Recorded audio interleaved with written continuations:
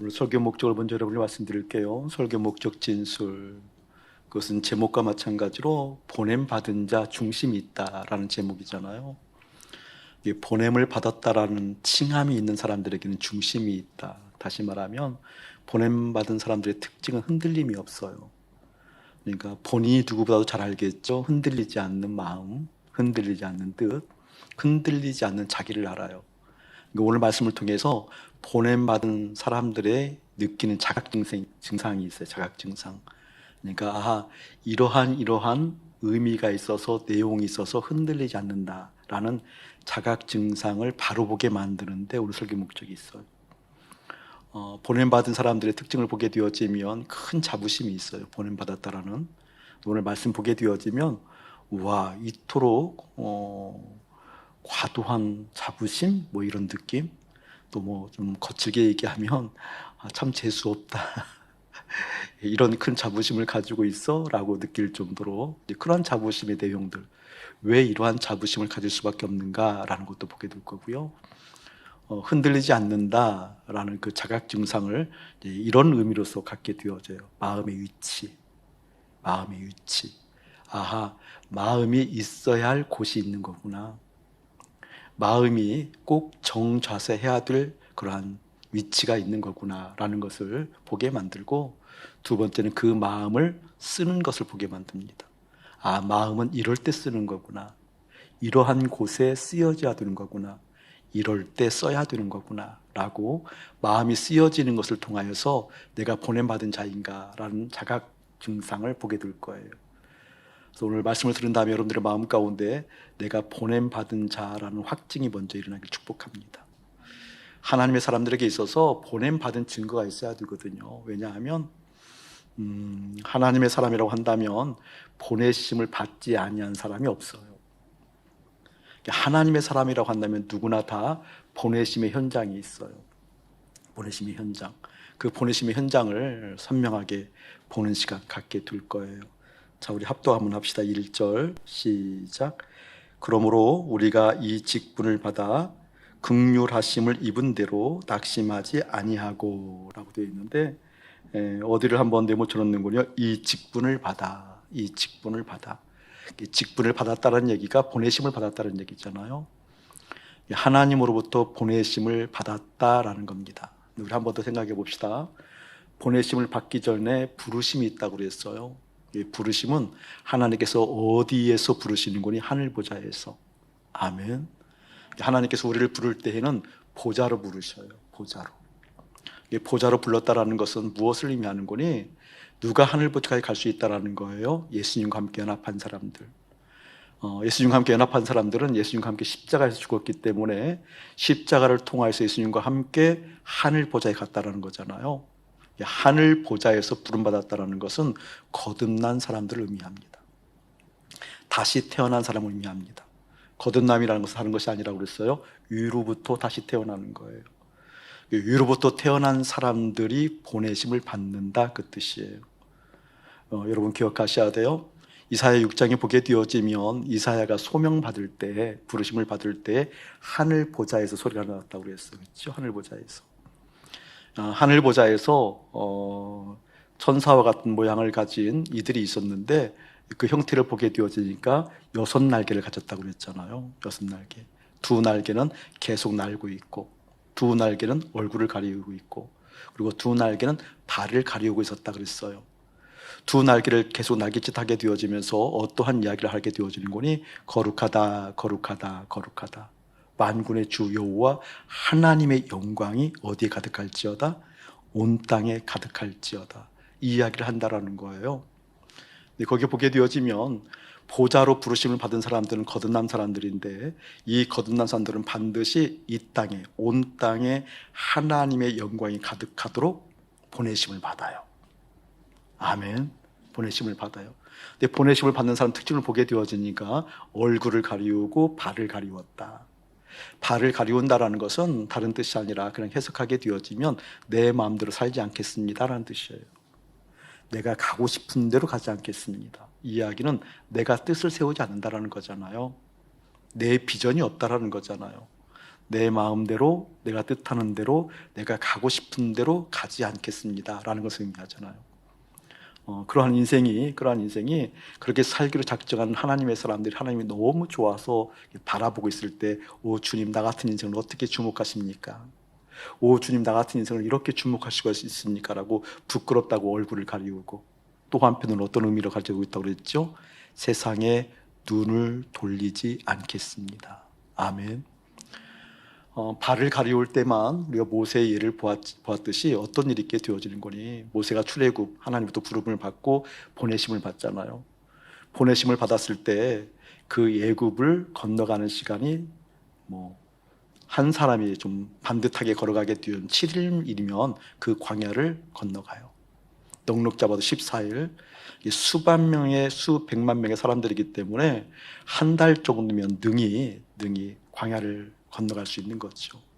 그럼에도 불구하고 발을 가리우고 신발을 벗은 모세, 다시 말하면 내 뜻대로, 내 계획대로, 내 생각대로, 내 합리적인 추측에 의해서 살지 않겠습니다 라고 하는 거듭남, 하늘 보좌로부터 부르심을 당한 하나님의 사람들의 특징은 뭐라고 그랬어요? 7일 만에 걸어갈 수 있는 길도 주님께서 인도하시면 40년 걷돈합니다. 아멘. 40년 걷돈합니다. 내가 지금 생각하고 내가 계획하고 걸어가는 그게 목적이 아니라 하나님이 함께하고 있는 것이 나의 목적입니다. 내 삶의 가장 큰 가치는 합리적인 생각, 이렇게 되어지면 무엇인가 합리적이야 라고 하는 그 합리적인 생각이 아니라 주님께서 말씀하신 그 말씀입니다. 아멘. 그러니까 직분을 받아서 이 땅에 보내심 받기 전에 부르심이 있는 사람들의 특징은 그런 특징이 있다는 거예요. 보내심 받기 전에 어떤 특징이 있어요? 하나님 말씀하신 곳에 내가 갑니다.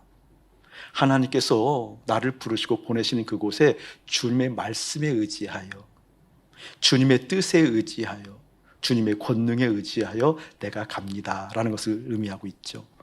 그런 의미로서, 그러므로 우리가 이 직분을 받아라고 했을 때 그런 의미라는 거예요. 보내심을 받았다고 했을 때는 그것을 전제한다라는 거예요. 그것을 전제한, 그것을 힘입었던 사도 바울이 그것을 이렇게 또 표현하고 있어요. 긍휼하심을 입은 대로 낙심하지 아니하고. 그러니까 직분대로, 다시 말하면 보내심을 받은 사람들의 특징은 다른 특징이 아니라 하나님의 긍휼하심을 입었다, 그렇게 얘기합니다. 하나님의 긍휼하심을 입은 것이 부르심을 받은 거예요.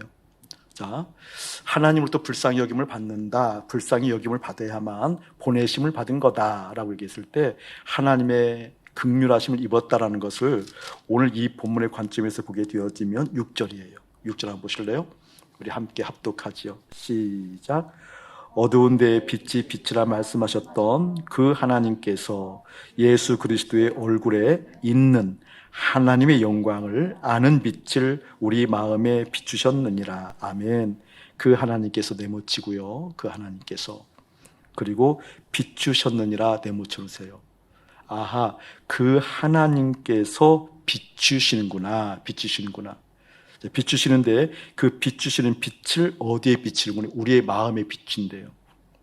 우리의 마음에, 그렇죠? 우리 마음에 줄거놓아야 되죠? 우리 마음에. 자, 그러니까 하나님의 긍휼하심을 입었다라는 것은 마음의 빛이 비추어지는 거예요. 내 마음의 빛이 비추어지는데 그 마음의 빛이 어떤 빛인 거니? 보세요. 하나님의 영광을 아는 빛. 하나님을 아는 영광의 빛이 내 마음에 비추어지는 것을 뭐라고 그런다? 긍휼하심을 입었다라고 얘기합니다.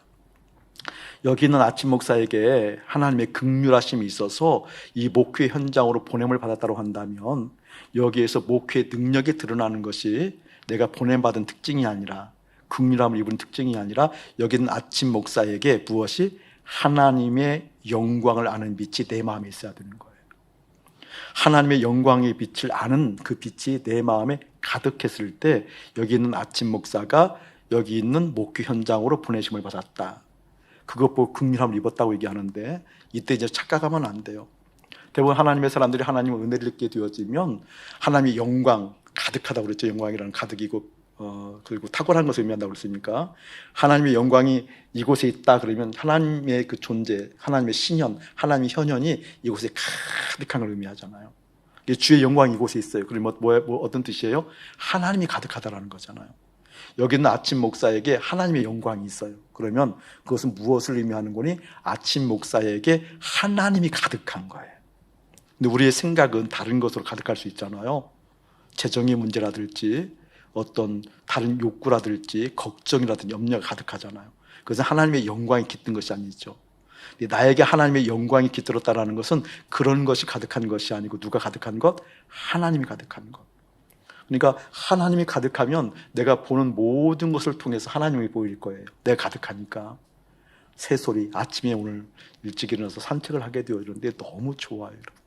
평소에도 교회에 좀 나오는 여러분 됐으면 좋겠어요. 목사님 보통 5시 반에서부터 보통 학교에 온다고 그러네. 교회에 와요. 늦으면 7시에 교회에 와요. 늦으면 7시에. 교회 오게 되어지면 너무 행복해요. 얼마나 많은 새소리가 들리는지 몰라요. 각가지 새소리가 다 들려요. 요즘은 또 하늘도 좋잖아요. 하늘도 얼마나. 요즘 아침에 바람이 살랑살랑 아침에 그래요. 아침에 안 뜨거워요. 살랑살랑 너무 좋죠. 나무가 이렇게 살랑살랑 움직이게 되고 요즘은 구름이 또 얼마나 예뻐요. 그렇죠? 구름이 예쁘잖아요. 각가지의 모습들이 하나님께서 나에게 그림을 그려서 선물해 주는 느낌이에요. 사랑하는 아침 목사야, 오늘 거룩한 예배 나를 찬송하고 나를 기뻐하는 날이잖니. 그러한 너에게 내가 선물을 주마해서 하나님께서 그리신 그림 같아요. 오늘 같은 경우에는 구름이 있고 새소리가 나고 너무 행복하죠. 그 모든 곳에서 하나님이 가득한 것이 보이는 것 같아요. 이러한 어떤 각도이면 조금 여러분 잘못될 수 있어요. 그러한 각도가 아니라 오늘 말씀 다시 한번 봐. 6절 어두운 데에 빛이 빛이라 말씀하셨던 그 하나님께서 예수 그리스도의 얼굴에 있는 이에요. 예수 그리스도의 얼굴에 있는 하나님의 영광을 아는 빛. 아멘. 하나님의 영광을 우리가 보았다. 하나님의 영광이 나에게 가득하다. 하나님의 영광을 아는 그 지식이 내 안에 충만하다는 것은 그 하나님을 보았다라는 의미가 뭐라는 거예요? 예수 그리스도의 얼굴에 있는 이에요. 아멘. 하나님의 영광에 가득하려고 하면 누구를 봐야 되는 거예요? 예수님을 봐야 되는 거예요. 예수님을. 그래서 믿음의 주요 온전케 하신 예수를 바라보라 라고 얘기하잖아요. 믿음의 창시자요 믿음의 주인이신 그 예수 그리스도를, 너희들을 새롭게 하는 그 예수 그리스도를 바라보라 그래요. 바라보라. 아멘. 그 주님을 바라보면 누굴 볼 수 있는 거예요? 하나님으로 가득할 수 있어요. 그 예수님의 얼굴을 깊이 바라볼 때 무엇이? 하나님께서 내 안에 가득한 것을 볼 수 있어요. 그러니까 내가 나뭇잎을 보고 살랑거리는 하늘을 보고 새소리를 듣고 하나님 영광을 바라보는 것이 아니라 나는 주님을 바라보고 있어요. 나는 주님을 깊이 바라보고 있을 때 모든 만물 속에 깃들어 있는 누가 보인다라는 거예요? 하나님을 본다라는 거예요. 그렇기 때문에 여러분, 주님과 연합함이 가장 먼저입니다. 그렇기 때문에 예수 그리스도와 함께 연합한다는 것이 그래서 복음인 겁니다. 아멘. 16일 날이 아마 금요일 날일 텐데, 금요일 날 우리 교회 삼시기도 사역자들, 기도 사역자들하고 목사님하고 미팅이 있었어요. 함께 만나서 하나님 마음 보고 또 사역에 대해서 주님의 마음을 구하는 시간 가졌을 때, 그때 잠언 16장을 함께 보았는데 특별히 16장 23절 말씀을 하나님께서 주셨어요. 우리 기도 사역자에게. 그 내용은 어떤 내용이니? 지혜자의 마음에 대해서 나와요. 지혜자의 마음. 지혜자의 마음에는 입술에 슬기가 있고 입에 슬기가 있고 입술에 지식을 더하느니라. 이 말씀을 기도 사역자들에게 주셨어요. 얼마나 감사한지. 슬기라는 것은 사칼이라는 뜻인데, 이 사칼이라는 뜻은 무슨 말인 거니? 신중하다는 뜻이에요. 아하, 하나님의 사람들, 지혜자의 마음이 있는 사람들은 신중하구나. 감정대로 행하지 않는구나. 보이는 대로 행하지 않는구나. 하나님의 뜻을 살피는구나. 그 신중함. 그리고 입술에 지식을 더한다는 것을 원어적 관점으로 보게 되어지면 설득력이 있다, 그 뜻이에요. 하나님의 말씀이 더해감으로 어떻게? 충분하게 이야기하고 충분하게 전달을 하고 충분하게 전달하는 것이 어떻게? 설득력 있게 그 마음을 움직인다, 그런 뜻을 가지고 있어요. 신중하고 설득력 있는 사람들은 어떠한 사람? 마음에 지혜가 있는 사람. 그런데 이 마음에 지혜가 있다는 말이 깊이 들어왔어요, 기도 사역자들에게. 왜냐하면 지혜라는 것은 하나님의 말씀을 듣는 귀잖아요. 아멘. 여러분에게 지혜가 임해야 돼요. 지혜가 임하게 되어지면 하나님의 말씀을 듣고자 하는 귀가 확장되어져요. 그러니까 이야기를 다른 말로 하게 되어지면 지혜라는 것은 무슨 말인 거니? 내 심령이 주님을 고파하는 마음이에요. 아멘. 내 마음이 재정을 고파하는 게 아니고 내 마음이 세상에 이러한저러한 일들에 대해서 해결되어질 것을 고파하는 게 아니고 내 마음의 갈증이 하나님에게 일어나요. 지혜라는 것은, 이 지혜라는 것은 지금 듣고 있는 귀니까 말씀을, 하나님이 내 마음에 갈증이 일어나서 주님 내 마음에 계셔야 됩니다, 주님을 알기 원합니다, 이런 거잖아요. 지혜자의 마음이라는 것은 뭐예요? 사람의 마음 가운데 지혜가 있다는 것은 하나님을 고파한다라는 거예요. 말씀을 고파한다라는 거예요. 주님의 뜻을 고파한다라는 거예요. 주님의 뜻이 어떠한 것인가 내 삶 가운데 꼭 밀려와야 됩니다, 이런 것을 의미해요. 그러니까 특별히 기도 사역자, 기도로 부름받으신 분들, 말씀 사역자, 말씀을 전달하시는 분들, 하나님께서 부르셔서 각 현장에 파송을 받는, 보내심을 받는 사람들의 특징은 뭐가 있다? 마음이 하나님을 향하게 되어져 있다, 그 뜻이에요. 마음이 주님의 뜻을 향하게 되어져 있다, 그 뜻이에요. 마음이 주님의 뜻을 향하고 있게 되어지면 어떻게? 매사 신중한다는 것이 무엇인지, 왜? 내 생각, 내 뜻이 중요한 것이 아니라 하나님의 생각이 중요하기 때문에. 그리고 실제 하나님의 말씀이 더해지는 역사가 있기 때문에 어떻게? 설득력이 있는 하나님의 사람이 되어져요. 내가 주님의 말씀을 듣고 싶습니다, 알고 싶습니다, 주님의 뜻이 귀합니다라는 것은 관념이 아니라고 해서 실제라고 그랬어요. 여러분 꼭 하셔야 돼요. 날마다 주의 말씀을 묵상한다는 것은 공적으로 선포되어진 지난주 말씀이 있었어요. 오늘 말고 지난주에 선포되어진 말씀이 무엇이었어요? 여러분, 지난 선포되어진 말씀이 고린도전서 7장 17절에서 24절 말씀, 부르신 그대로. 아멘. 날마다 하나님의 말씀을 고파하고 주님이라고 부르짖는 사람들의 특징은 반드시 말씀을 새기게 되어져 있다니까요. 공조 선포되는 말씀을 목사님 날마다 선포하거든요. 날마다 새기거든요. 하나님 저 부르셨잖아요. 부르신 하나님의 사람이라고 한다면 부르신 그대로 주님과 함께 있고 함께 거기에 거하고 함께 행해야 되는데 제 마음에서는 어쩜 그렇게 다른 것이 들으려고 하는지 몰라요. 이 불완전한 주인 하나님 용서해 주시고 내 마음 가운데 정한 마음 창조하셔서 하나님과 함께하는 걸 보게 해주세요. 보게 해주세요. 어떻게? 날마다. 그러면 알아차리는 거죠. 다른 곳에 있을 때 알게 되는 거죠. 다른 것을 행하고 하려서 할 때 알게 되는 거죠. 내가 어디에 지내기를 원하는가 깨닫게 되어지는 거죠. 그래서 어떻게? 말씀이 이끌어가기 때문에 신중해진다. 말씀이 이끌어가기 때문에 어떻게? 누구를 만나든지 그 말씀이 역사하는 것을 보기 때문에 설득력이 있게 되어진다. 이 은혜 여러분이 가득하게 축복합니다. 또 수요일날 선포한 말씀이 있었잖아요. 로마서 3장 19절에서 20절 말씀, 인간 이해. 율법을 어겨서 죄가 아니야, 원래 죄인이야. 그리고 보았잖아요, 그렇죠? 하나님, 우리가 율법을 어겨서 죄인이 아니에요. 원래 죄인이었어요. 원래 죄인이기 때문에 나는 한심한 주님과 관계가 떨어지게 되어지면, 한 시간, 아니 그것만 아니라 1분이라도 주님과 관계가 떨어지게 되어지면 나는 원래 죄인으로 돌아갈 수밖에 없는 인생이에요. 이게 어떻게? 계속 새겨지기 때문에 내 존재를 알죠. 뭔 생각을 하고 있는 거야? 어떤 마음을 품고 있는 거야? 내 발이 지금 어디를 가고 있는 거야? 내 손이 지금 어디를 향해서 의지를 발휘하고 있는 거야? 아는 거죠. 그때 돌이키고 함께 하신 하나님이 너무나 실제라는 거죠. 저는 이러한 은혜가 사랑하는 여러분 10년 가운데 깊이 일어나길 축복합니다. 그것이 뭐라고요? 예수 그리스도 얼굴에 있는 하나님의 영광을 아는 빛이 내 마음에 비추었다는 그런 의미예요. 내 마음에 하나님 영광이 있게 되어지면 내 마음이 어떻게? 그 주님을 향하여 있게 되어진다. 이게 보내심 받은 자들의 특징이다라는 거예요.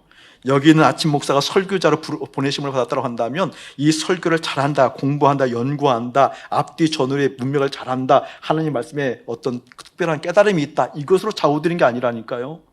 여기 있는 아침 목사의 심령 가운데 정말 주님을 향하는 마음이 있어서 주님의 얼굴 가운데 하나님의 얼굴을 볼 수 있는, 영광을 알 수 있는, 그것을 통하여서 어떻게? 하나님께서 여기에 나를 보냈구나라는 것을 안다, 그 뜻입니다. 그것 보고 중심이 있다, 그 뜻입니다. 이 중심이 오늘 말씀을 통해서 좀 더 여러분에게 구체화되어지기를 주님의 이름으로 축복합니다. 다시 한번 1절 읽어봅시다. 시작. 그러므로 우리가 이 직분을 받아 긍휼하심을 입은 대로 낙심하지 아니하고. 보내심을 받은 자들은 긍휼함을 입었다고 그랬어요. 긍휼함을 입은 자들은 예수님을 향한 마음을 확인하는 거예요. 예수님을 향한 마음을 확인한 사람들이 보내심을 받았을 때 첫 번째 기준점이 되어지는 것이 무엇이구니? 낙심하지 아니하고 줄 그어놓고 1번. 이 직분을 받아서 네모쳐 놨죠. 그리고 줄 그어서 긍휼하심을 입은 대로까지 줄 그어놓고요. 그 다음에 낙심하지 아니하고 1번 하고 또 줄 그어놓으세요. 1번. 보내심을 받은 사람들의 첫 번째 헤아릴 수 있는 것이 낙심하지 않는 마음이에요. 근데 이게 간단한 내용이 아니거든요. 왜냐하면 하나님의 전능하신 하나님이고 전능하신 하나님께서 우리를 부르셨다고 한다면 그 하나님의 능력이 우리 가운데 있는 거잖아요. 그 전능하신 분이 나와 함께하기 때문에 든든한 마음이 있겠어요. 그러니까 낙심이라는 단어가 처음 나오는 것이 아니라 어떻게 해야 돼요? 뭐 희망이라든지 이긴다라든지 승리한다라든지 이런 게 먼저 나와야 되잖아요. 근데 여기에 보게 되어지니까 낙심하지 아니하고 이게 먼저 나왔다라는 거예요. 뭔가 지금 승리하고 자신만만하고 무엇인가 지금 이루어지는 승리를 노래하고 성취를 얘기하는데 낙심이 먼저 나왔다라는 것. 이게 시사하는 바가 커요.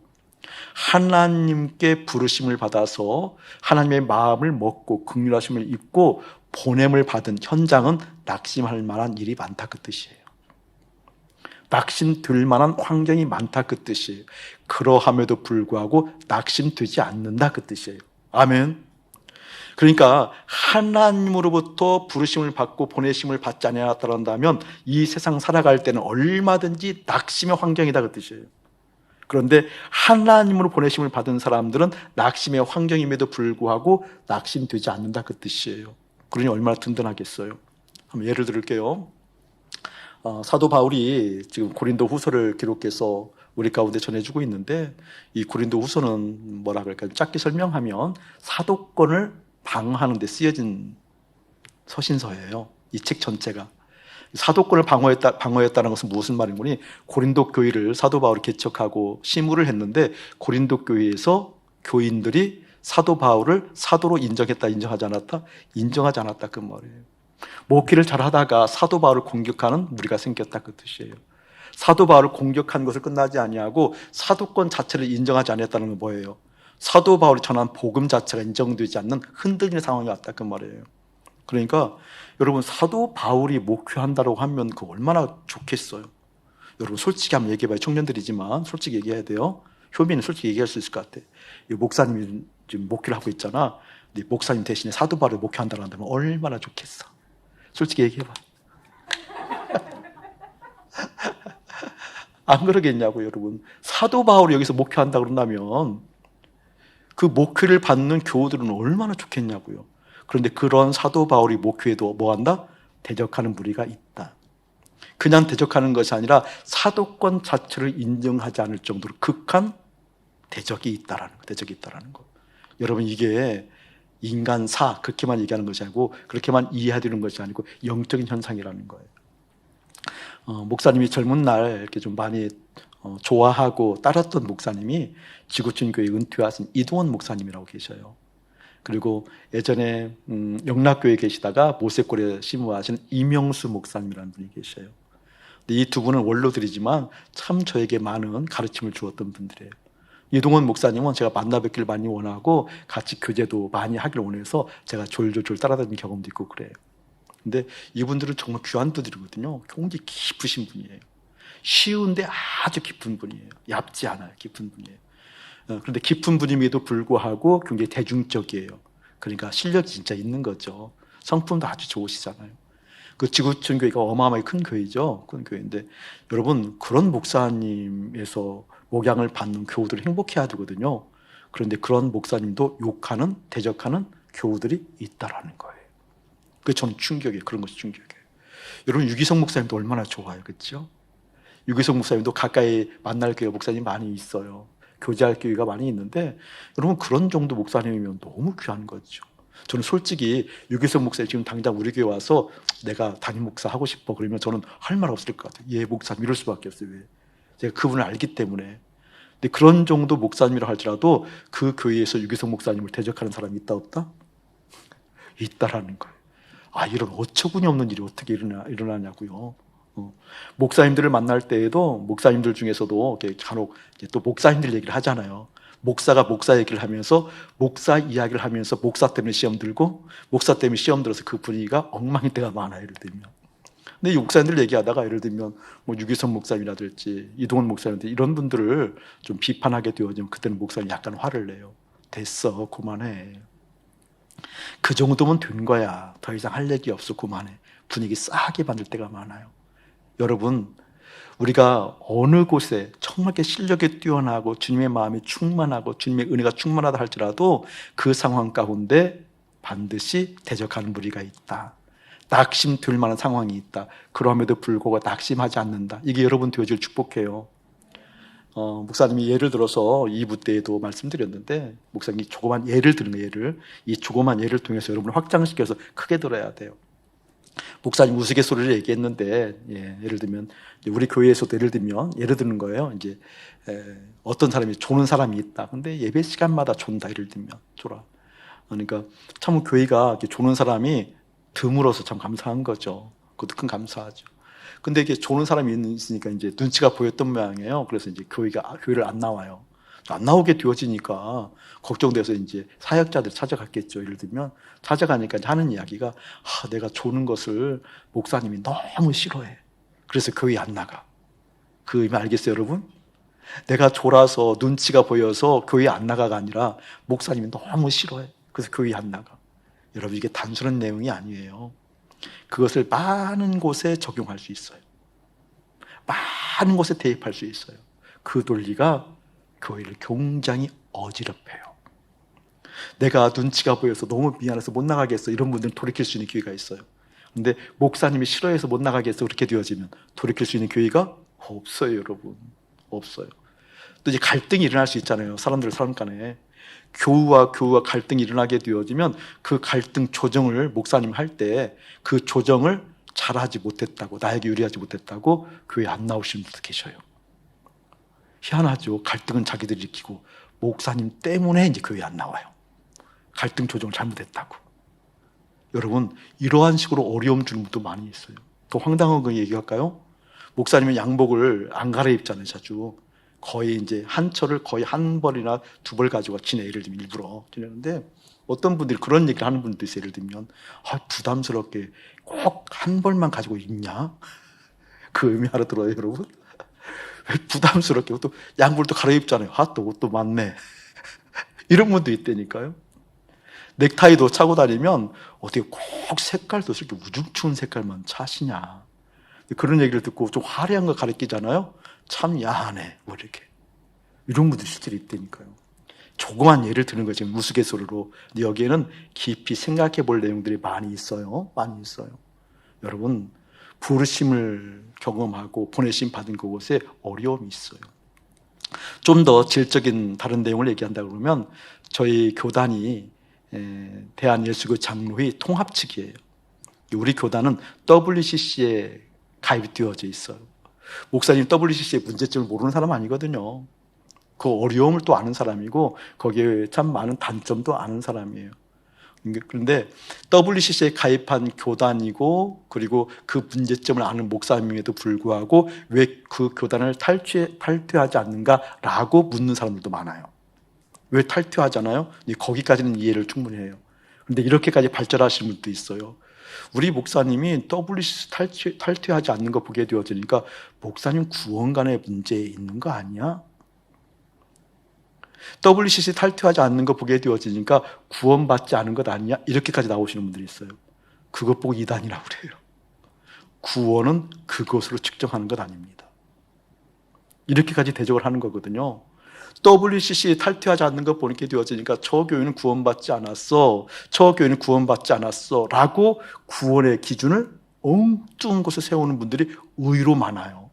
그래서 교회를 떠나가시는 분도 저희 교회에도 있었어요. 그리고 지금도 그런 갈등을 갖고 있는 사람들이 조금 있을 수도 있는 것 같아요. 예를 들면 여러분, 어떤 현장이든지 보내심을 받은 그곳이라고 한다면 어떻게 낙심할 만한 일들인 현상적으로 있다. 그러나 하나님의 사람들은 보내심을 받았고 긍휼함을 입었다고 한다면, 예수 그리스도 얼굴에 있는 하나님의 영광을 보았다고 한다면 그런 것은 문제가 된다, 되지 않는다? 되지 않는다. 아멘. 되지 않는다. 자, 그것이 왜 되지 않는지 지금부터 마음의 어떤 위치를 놓고 볼 텐데, 먼저 자부심을 한번 봅시다. 굉장히 이상한 자부심이 나오거든요. 2절 한번 읽어봅시다. 시작. 이에 숨은 부끄러움의 일을 버리고 속임으로 행하지 아니하며 하나님의 말씀을 혼잡하게 하지 아니하고 오직 진리를 나타내므로 하나님 앞에서 각 사람의 양심에 대하여 스스로 추천하노라. 여기에 보게 되어지면 이게 좀 단순한 이야기 같은데 정말 이 정도 자부심을 느낀다라는 건 사실 이렇게 좀 제 입장으로 보면 재수 없어요. 좀 보세요. 여기 보면은 숨은 부끄러움의 일을 버렸대요. 부끄러움의 일을 버렸다요. 근데 이것을 정말 완벽하게 버릴 수 있는가는 또 다른 문제죠. 속임으로 행하지 아니하며 하나님의 말씀을 혼잡하게 하지 아니하고 오직 진리를 나타내는데, 오직, 그러니까 완벽하다라는 얘기잖아요. 아니, 하나님의 부르심을 받았다고 하더라도 이토록 완벽하다라고 얘기할 수 있는가? 있어요, 여러분? 나는 오직 말씀만 증거해. 여러분, 그 상상을 해보세요. 목사님이 여러분 강조하는 거예요. 여기 나치 목사는 오직 하나님 말씀만 증거해요. 여러분, 부끄러운 일 하나도 없어요. 속이는 것 하나도 없어요. 나는 하나님 말씀만 전하는 사람이에요. 라고 한다면 나는 정말 재수없을 것 같아. 그게 믿기워져요, 여러분? 믿음으로 아멘 돼요? 더군다나 이렇게 얘기하고 있어요. 하나님 말씀만 증거하는데 그 증거하는 것에 대해서 못 받아들이는 사람 있잖아요. 그 사람들을 이렇게 표현하고 3절. 만일 우리의 복음이 가리웠으면 망하는 자들에게 가리워진 것이라. 여기는 아침 목사님이 지금 하나님의 복음을, 십자가의 복음을 얘기를 해요. 십자가의 복음을 얘기해서 많은 사람들이 들었어요. 들었는데 십자가의 복음을 못 받아들이는 사람이 있어요. 못 받아들이는 사람을 어떻게 이야기하는 거니? 그들은 망할 자들에게, 다시 말하면 망하기로 결정되었기 때문에 그 말씀을 못 받아들인다. 이렇게 얘기하고 있잖아요. 정말 그건 어떻게 정말 정 떨어지지 않아요, 여러분? 여기는 우리 선교사님에게, 김면선 교사님에게, 이면선 교사님? 이면선 교사님. 이면선 교사님에게 말씀을 증거하는데 말씀을 못 받아들여요. 그 목사님이 그것은 이미 당신은 망하기로 결정되었기 때문에 말씀을 못 받아들이는 거라고. 이렇게 얘기하면 오만 정 다 떨어지지 않겠어요? 그런 내용이라니까, 지금. 이러한 자부심이 어디서 나오냐고, 이런 자부심이. 재수 없어도 이런 재수 없는 사람이 어디가 있어요, 예를 들면. 그 뒤에 보세요, 4절도. 그 중에 이 세상의 신이 믿지 아니하는 자들의 마음을 혼미하게 하여 그리스도의 영광의 복음의 광채가 비치지 못하게 함이니 그리스도는 하나님의 형상이라. 못 받아들인 이유가 뭐라는 거예요? 사단에 속했기 때문에. 사단에게 속아서 사단에게 사로잡힌 바가 되어져서 망하기로 결정되었기 때문에 하나님의 말씀을 못 받아야 되는 거다 라고 얘기하게 되어지고, 그리고 나는 오직 말씀만 증거한다, 이런 자부심이 있다는 거예요. 여러분, 이게 하나님 마음 가운데 들어가게 되어지면 이 자부심이 실제 없으면 보내심을 받지 못한 자일 수 있다는 거예요. 우리가 생각하는 재수없다라는 그런 이미지가 아니라는 거예요. 그 설명하려고 그러는 거예요. 이러한 자부심을 갖는 근거가 뭘까? 그 근거는 다른 것이 아니라 마음의 위치 때문에 그래요. 마음의 위치. 마음이 있어야 할 곳에 있기 때문에 그래요. 보내심을 받는 사람은 마음이 있어야 할 곳에 있는 거구나 라고 하는 거예요. 여러분, 마음이 꼭 있어야 할 곳에 있기를 예수님을 축복합니다. 아멘. 목사님이 연재하는, 앞으로 연재에서 나오는 칼럼을 쓰는 곳이 있어요. 칼럼 써서 이제 연재에서 나오게 되어지는데, 첫 번째 나오는 연재가 아마 작년 이맘때인 것 같아요. 했던 설교 내용 중에 하나가 돌이킴에 대해서. 돌이킴. 마음을 찢고 돌이켜라라는 그 마음을 칼럼으로 이렇게 만들어서 연재를 하게 되어지는데, 그 내용에 보게 되어지면 어떤 내용이 있게 되면, 그때 이제 그런 내용을 목사님이 예화를 이렇게 했던 내용들이 있더라고요. 목사님 아내가 키가 커요. 항상 저하고 거의 비슷하다고 얘기하는데 실제 재보면 2cm 더 커요. 솔직히 더 얘기하면 2.5cm가 커요. 목사님 아내가 이렇게 다 얇아요. 발도 얇고 손도 얇고 손목도 너무 얇아요. 정말로. 어떤 데는 이렇게 함부로 꽉 못 쥐어요. 쥐으면 부서질 것 같아서. 이렇게 되면 이렇게 들려요. 이렇게. 너무 얇아요. 얇은데 금방 깨질 것 같아서. 그런데 그 얇은 팔목으로 5만 가지를 다 해요. 5만 가지를. 그러니까 보통 사람보다 성실도 책임감이 좀 커요, 더. 같이 사는 사람 입장으로는 그게 참 부담이에요. 그게 막 그렇게 약한 사람이 하니까. 또 작년엔 또 얼마나 많은 어려움들이 집안에 있었냐고요. 힘든 일이 많이 있었잖아요. 근데 그 일들을 다 하는데 이게 너무나 안쓰러우니까 그 팔을 한번 내가 만져보고 울컥했던 마음이 있을 거예요. 아마 여러분에게 설교했을 때 예화를 사용했거든요. 울컥했어요. 미안하기도 하고. 울컥해서 이제 하니까 그 앞에서 울컥할 수는 없고 출근할 때 나오게 되어지는 그 울컥한 마음을 가지고 아내에게 뭔가 좀 미안하다고 위로하고 싶은 마음이 있는데 입이 안 떨어지더라고요. 그냥 미안하다 이 정도 갖고 안 들 것 같아요. 울컥한 마음이. 나오다가 기어이 얘기를 해주고 싶은데 정말 미안하다는 얘기를 해주고 싶은데 그 얘기를 참아 못하겠고 나오면서 그냥 아내 손을 한번 꼭 잡아주면서 여보 내 그릇이 적어 이런 얘기를 하고 있었어요. 내가 그릇이 작네 나왔거든요. 거기에는 이제 목사님 마음에 아픈 마음이 들어있거든요. 내가 좀 더 큰 그릇이었다고 한다면 좀 아내를 좀 더 편안하게 할 수 있을 텐데 이런 어떤 그런 아픔이 있었죠. 그래서 내가 딱 한마디만 했거든요. 여보 내가 그릇이 좀 작네 하고 나오는데 이렇게 눈물이 쏙 쏟아졌어요. 아내도 좀 울컥했죠. 이렇게 하고 나오는데 이제 엘리베이터를 타고 내려오는데 그때 엘리베이터 옆에 이제 유리창이 없을 텐데 근데 뭔가 이렇게 광고판이 있을 때 근데 물끄러미 뭐가 이렇게 바라보는 느낌을 받는 거 보니까 꼭 주님인 것 같아요. 주님이 나를 바라보는 것 같아요. 그래서 주님께서 말씀하시는 거예요. 야, 네가 그릇이 작다 그러면 나는 뭐가 되냐? 그래서 주님 무슨 말씀이시냐고. 그게 내 실존인데 실제 주님 내가 작잖아요 그릇이. 너 항상 나한테 얘기하잖아. 네 안에 내가 있다면서. 내 안에 너 있다면서. 네 안에 내가 있다 그러고 네가 그릇이 작다 그러면 내가 뭐가 되냐? 그 말씀을 하시는데 막 위로가 싹 되는 거예요. 위로가 그렇게 되어지는 거예요. 왠지 아세요? 내 마음에 주님 계신다는 걸 다시 한번 느껴보셔서 그런 거예요. 아, 나는 작지만 내 안에 주님 계시니까 내가 작은 사람이 아니구나. 내가 작은 사람이 아니구나. 내가 작다고 이야기하는 것은 나를 통해서 뭔가 하려고 했던 내 욕구였구나. 나는 작은 사람이 아니구나. 주님 계시는구나. 울면서 웃으면서 그 엘리베이터에서 할렐루야 그러고 왔다니까요. 너무 좋아서 그걸 설교를 했잖아요. 여러분, 우리의 마음은 하나님 계셔요. 여러분, 우리는 작은 사람이 아니에요. 내 마음에 하나님 계셔요. 내 마음에 하나님 계신 것을 확인하는 것처럼 큰 영광 없어요, 여러분. 근데 그 설교를 했거든요. 그래서 그것을 칼럼으로 껐어. 마찬가지로 우리의 마음에 무엇이 깃들어 있는지 보기를 주님의 이름으로 축복합니다. 아멘. 축복합니다. 오늘 말씀 보게 되어지면 그것을 얘기하고 있는 거라니까요. 낙심하지 아니하고 어떻게 이에 숨은 부끄러움에 이를 버리고 속임으로 행하지 아니하며 낙심하지 아니하고 여러분 낙심 1번 졌죠, 그렇죠? 낙심하지 아니하고 우리의 마음이 떨어지지 아니하고 우리의 마음이 다른 곳으로 가지 아니하고 내 마음에 주님 계신 걸 확인하는 인생입니다. 이 은혜가 여러분에게 예수의 이름으로 가득할지어다. 자, 그렇게 내 마음이 그렇게 무엇이 있는가를 확인하는 그 작업이 중요한데 그 장면은 2번 한번 봅시다. 2절 2번 2자 써놓고 숨은 부끄러움의 일을 버리고 즐거우세요. 2번 그 마음을 살펴보는 거예요. 마음의 위치를. 숨은 부끄러움의 일을 버리고 즐거워놓고요. 보게 되어지면 이 부끄럽다는 의미를 한번 우리 한번 살펴보자고요. 부끄러워한다.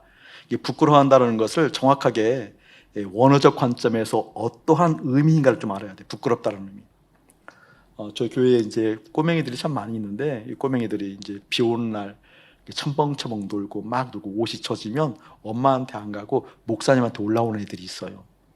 난처한데 이쁘잖아요. 그래도 목사님한테 올라오게 되어지면 다 젖었으니까 벗겨야 되잖아요. 벗기면 한결같이 3살이든 4살이든 아유 부끄러워요 그래요. 다 옷을 벗으면 부끄럽다라는 어떤 본능적인 것이 있는 모양이에요. 근데 요즘 사람들은 부끄러워하지 않아요. 본능적으로 어렸을 때는 있는데 커가면서 부끄러워하지 않아.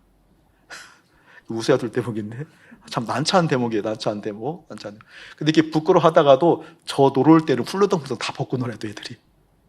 여러분 부끄럽다라는 의미가 장소하고 연관되어졌어요. 상황과 연관되어져 있고요. 일률적이지 않아요. 상황과 장소에 연관되어져 있는 것이 부끄러움이에요. 예를 들면 이런 거예요. 목사님이 음악을 뭐 이렇게 뭐라 그럴까 분별을 잘 하지는 못하는데 듣는 걸 좋아해요. 듣는 걸 좋아해요. 모차르트 교향곡, 피아노 교향곡 23번 같은 경우는 굉장히 좋잖아요. 예, 23번 1악장, 2악장, 3악장 보기에 특별히 2악장은 약간 로맨틱한 어떤 분위기가 연출되어져서 1악장, 3악장 듣다가 그 2악장으로 들어갈 때 보게 되어지면 굉장히 마음이 새롭게 좀 되어지는 그런 감흥들이 있어요. 1787년도지, 효임이나? 그 23번 교향곡을 완성할 때 그때 그 모차르트가 많은 교향곡들을 완성을 해요. 완성을 하게 되어지는데 특별히 이제 피아노 협주를 보게 되어져 피아노 독주 이 악장 같은 경우에는 한 3분 4분 정도 독주하다가 나중에 막 오케스트라와 같이 연결되어 있잖아요. 굉장한 감흥이 있거든요. 근데 이렇게 클래식한 좋은 음악들을 좀 고전적인 음악들을 듣고 있는데 누군가가 옆에서 갑자기 뽕짝을 크게 틀고 듣고 있다. 이것은 예의 없는 것도 되지만 굉장히 부끄러운 일이에요, 사실. 그런 경우는 없네. 지금 막 락 음악이 펼쳐지고 있는 거기서 고상하게 클래식을 듣고 있는 것도 그 부끄러운 거라니까요, 여러분. 때에 맞는 게 있어요. 때에 맞는 거. 때에 맞는 것. 여러분, 때에 맞는 사람들이 되었으면 참 좋겠어요. 아멘.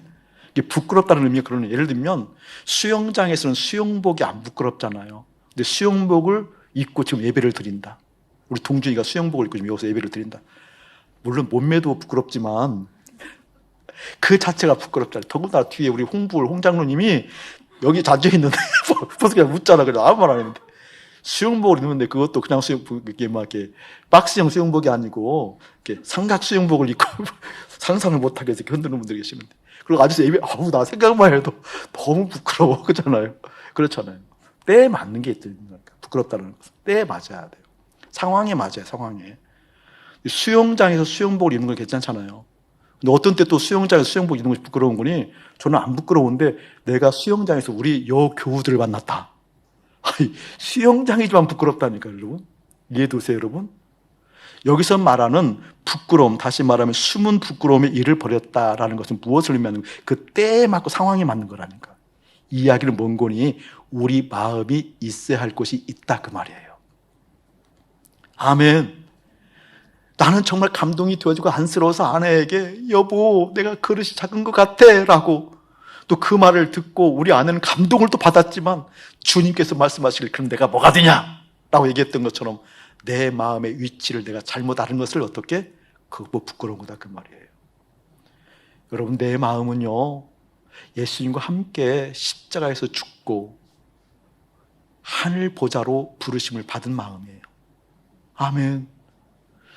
하늘 보좌로 부르심을 받았다니까. 하늘 보좌로 부르심을 받을 때에만 발을 가리운다니까요.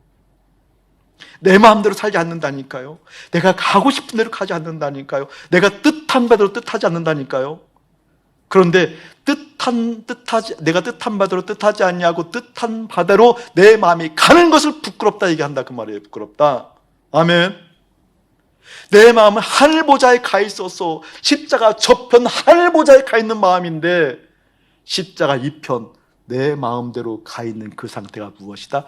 그것이 부끄러운 것이다. 도덕적 관점의 부끄러움도 있지만 여기서 말하는 것은 그런 부끄러움 이전에 그보다 훨씬 더 진중하고 근본적인 얘기예요.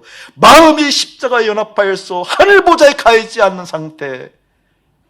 그렇기 때문에 내 마음이 때로 두려워하거나 염려하거나 근심하거나 이러한 저러한 일들로 통해서 내 마음이 툭 떨어지는 낙심의 상태, 부끄러운 상태다 그 뜻이에요. 염려가 커요. 하나님 골리앗을 감당할 수가 없어요. 내 피림을 어떻게 해볼 수가 없어요. 죽겠어요. 현실이잖아요. 이 코로나 문제 어떻게 하나님? 어떻게 하나님? 올바른 생각 같지만 내 마음이 거기에 온통 가있어 두려움 떠는 것을 어떻게? 내 마음의 위치가 잘못되어 있는 것이다. 십자가 저편 주님과 함께 있는 것이 아니다. 폭풍과 몰아치는 그 상황 가운데 잠들어 있는 예수님처럼 내 마음이 하늘에 가 있지 아니하고 제자들처럼 깨우면서 어떡하냐고 두려워하는 그 마음이 부끄러운 마음이다. 그게 아멘 안 할래요? 아멘. 그것을 알게 하셨더니 하나님께서 하나님 그거 잊지 않게 하세요. 날마다 그거 놓치지 않게 하세요. 하나님 날마다 십자가 연합해서 그 주님 바라보게 하세요. 하나님 어쩜 그렇게 보이는 것마다 골리앗이 보이고 어쩜 그렇게 내 욕구가 보이는지 모르겠어요. 하나님, 나 그럴 수 없습니다. 십자가에서 주님과 함께 죽었습니다. 부끄럽지 않는 마음 되게 해주세요. 사도 바울이 그랬다는 거예요. 지금 이에 숨은 부끄러움의 일을 버리고, 다시 말하면 어떻게, 내 마음이 있어야 할 그 위치를 제대로 찾아서 그곳에 있어서 주님 바라보게 하시는 것. 아멘. 그 다음에 뭐라고 나와요 여러분? 3번, 속임으로 행하지 아니하며 하나님의 말씀을 혼잡게 아니하고 오직 진리를 나타내므로. 당장 이어도 괜찮아요. 통으로 얘기할 테니까요. 속임으로 행하지 아니하며. 중요한 거예요 여러분. 3번이라고 그랬죠. 여러분, 속임, 다시 말하면 거짓의 아비가 누구예요 여러분? 사탄. 속임으로 행한다는 것은 사탄의 꾀에 빠졌다, 그 뜻이에요. 속임으로 행한다는 것은 뭐예요? 사탄의 가치대로 행한다, 그 뜻이에요. 내 생각이 사탄의 가치가 있다라는 거예요. 사탄의 생각이 있다라는 거예요. 사탄이 우리를 속인 내용이 뭐예요 여러분? 잘 알아야 돼요 여러분. 지난주 수요일날도 얘기했잖아요. 사탄, 여러분, 귀신이 금가락지 끼는 거 봤냐고요. 여러분, 금문 보화 좋지요. 폐물 좋아하는 여성들을 특별히 좋아하잖아요. 예를 들면 뭐 우리 효민이에게 다이아 32캐럿이 주어진다고 하면 별로 안 좋아하네? 예를 들면 그 또 다른 감흥이잖아요. 여러분, 귀신이 명품 옷 입는 거 봤어요? 귀신이 펜트하우스 그냥 막 그 한 200평짜리 어떤 그런 좋은 맨션에서 사는 거 봤냐고 여러분. 귀신은 그런 거 필요치도 않아요 여러분. 귀신이 대통령 자리가 좋다라고 느끼냐고요. 그런데 귀신이 우리를 속여요. 그것이 있어야 행복하다고. 귀신은 그런 거 좋아하지 않는다니까요. 귀신의 꿈은 대통령이 있지 않아요. 전문직에 있지 않아요. 귀신은 실제 명품이 필요치 않아요. 귀신은 실제 돈이 필요치 않아요. 그런데 우리를 속여요. 왜죠? 육신이 있기 때문에. 육신이 있기 때문에. 육신은 유한한 건데 육신이 있기 때문에 그러한 것이 있으면 영원히 행복할 것처럼, 정말 행복할 것처럼, 정말 기쁠 것처럼 속인다니까요. 그런 의미 여기가 속임으로 행하지 아니하고는 그 가치대로 행하지 아니하고 그 가치에 놀아나지 아니하고. 아멘. 왜 그렇죠? 마음의 위치가 하늘 보좌에 가 있기 때문에, 거기로부터 하늘 영광을 보고 이 땅에 보내심을 받았기 때문에 그런 가치에 현혹되지 않고 흔들리지 않습니다. 사단을 속인다고 할 때 간교하다고 얘기하잖아요. 간교하다. 간교해요. 그렇게 속일 수가 없어요. 육신에 잊고 있어서 그곳에 필요한 모든 것들이 있으면 행복할 것처럼 말하는 것들. 이런 목사님에서 기도하셔야 돼요. 하루 1분 경호기도 하고 있어요. 이미연 선교사님? 해야 돼요. 효민아 하고 있어요? 제대로 얘기해. 또 회개할 것까지 불운하지 말고. 정말 해야 돼. 해야 돼요 여러분. 특별히 뭘 위해서 기도하는 거니? 목사님 간교하면 안 돼요. 간교하다라는 것이 어떤 의미인 줄 아세요 여러분? 오늘 주일날이잖아요. 수많은 교회들이 하나님의 말씀 메시지가 선포되어지는데 얼마나 간교한 메시지가 선포될까 두려운 일이에요 여러분. 간교하다는 건 다른 것 아니에요. 속이는 거잖아요. 사탄이 어떻게 속였어요? 사탄이 우리 속일 때 똑같은 개념으로 속인다니까요. 우리 지난 수요일날 살펴보았어요. 율법을 어겨서 죄가 아니야. 우리는 원래 죄인이야. 하나님 우리를 율법을 주신 이유가 있었어요. 하나님 우리를 선택했는데, 아브라함을 선택했는데 선민이라고 얘기했는데, 하나님께서 구원받았다고 얘기했는데, 구원받은 하나님의 백성들이, 선민들이 구원받지 아니한, 선택받지 아니한 사람들과 똑같은 가치로 살아요. 똑같은 것을 추구하고 똑같은 가치 속에서 그걸 차지하려고 애탄캐탄하면서 살아요. 그러면서 자기는 아는 거예요. 나는 구원받은 백성이야. 나는 선민이야. 똑같이 살면서 선민이래요. 그것 보고 죄인이라는 거예요. 그것 보고 죄인이라는 거예요. 그것을 알게 하려고 율법을 준 거라니까요. 똑같은 가치 가운데 살고 있기 때문에 하나님이 얘기하는 거예요. 그래, 이것을 원하느냐? 너의 재정이 있어야 사느냐? 너 이런 가치 있어야 사느냐? 너의 사탄들이 속인 이 가치 가운데 이 가치가 너희들에게 있어야 사느냐? 그래, 내가 줄게. 이렇게 섬겨봐 나를. 이거 섬기면 줄게. 예, 그렇게 되어지니까, 죄인 줄 모르니까 그것을 가지려고, 그것을 성취하려고, 또 율법을 지키려고 얼마나 애를 쓰냐고요. 율법이 지켜지던가요? 아니요, 지켜지지 않아요. 지킬 수 있던가요? 아니요, 지킬 수 없어요. 안 되는구나. 되는 게 아니었구나. 그때에서 비로소 주인의 모습을 깨닫는다, 그 뜻이에요. 그 뜻이 여러분. 저는 사랑하는 여러분의 10년 가운데 하나님의 그 마음이 깊이 이어지기를 주님으로 축복합니다. 다른 것 아니에요. 간사하다는 건, 간교하다는 건 다른 것 아니라니까요. 주님 이야기하면서, 천국을 이야기하면서 이 세상의 가치를 한없이 이야기하고 그 가치, 이 세상 가치를 강화시키는 설교를 하면서 믿음의 사람이라고 하늘 이야기하고 하나님 나라 이야기하고 구원 이야기하는 것, 이게 바로 간교한 속임이다, 그 뜻이에요. 청년 때부터 그 마음 명심하기를 축복합니다. 친구를 위로할 때, 사역자들이 주님 앞에서 하나님의 사람들을 권면할 때, 사랑하는 여러분들이 우리 학생들을 교육하고 훈련할 때 이 간교함 빨리 벗어나기를 축복합니다. 말씀이 살립니다. 오직 말씀이 결론 되어집니다. 진리를 결론 잡습니다.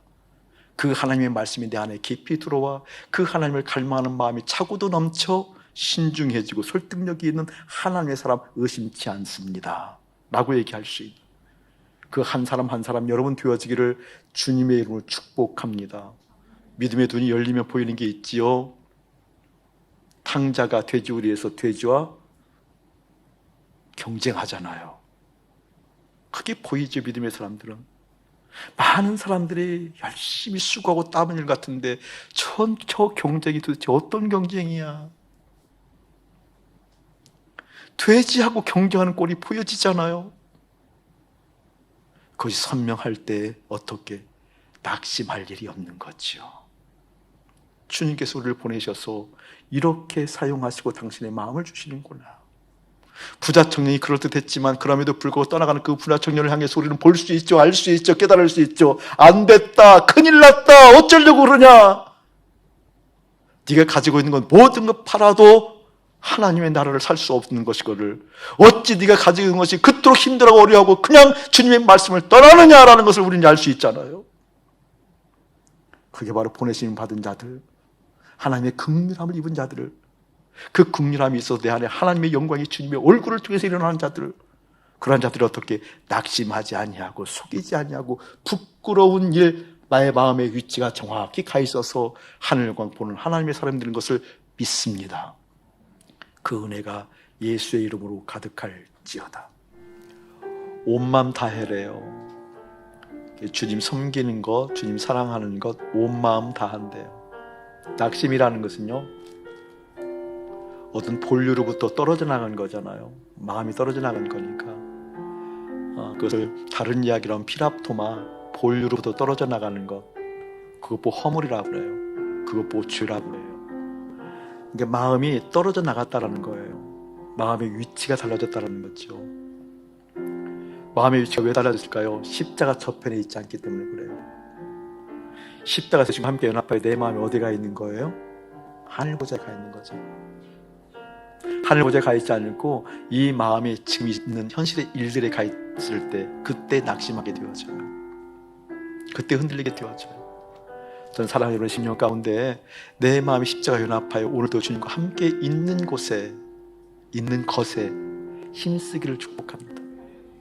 염려를 풀어 헤치는 곳에, 해결하는 곳에 힘쓰는 것이 아니라 내 마음이 그 주님께 가 있는 것에 힘쓰기를 주님의 축복합니다. 그것을 성경은 오늘 본문에 보게 되어지면 5절 이렇게 얘기해요. 그리스도 예수의 주 되신 것과 또 예수를 위하여 우리가 너희의 종된 것을 전파함이니라. 아멘.